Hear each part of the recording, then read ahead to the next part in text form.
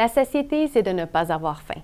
L'enfant ressent la satiété après un repas ou une collation alors qu'il a comblé le vide dans son ventre et qu'il a retrouvé son énergie. On s'en aperçoit lorsqu'il commence à jouer avec sa nourriture, lorsqu'il ralentit le rythme auquel il mange ou qu'il veut se lever de table. Quand j'ai plus faim, j'ai plus faim. La satiété dure plus longtemps avec un repas soutenant qu'avec un repas léger. Et plus le temps s'écoule après un repas ou une collation, plus la satiété s'estompe pour refaire place à la faim. Si c'est trop long, je meurs de faim. C'est pour ça qu'il y a des collations. Cela dit, ce n'est pas normal d'avoir faim à peine 30 minutes après le repas. Si c'est le cas, c'est peut-être que la quantité d'aliments n'est pas suffisante ou qu'ils ne sont pas assez soutenants.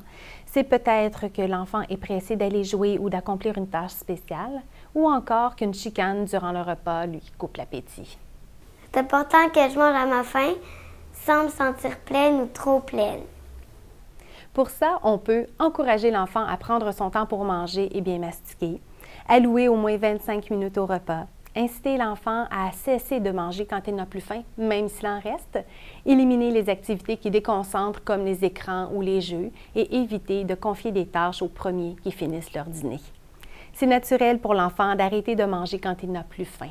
Le rôle des adultes, c'est de rassembler ces conditions pour qu'il soit à l'écoute de son corps.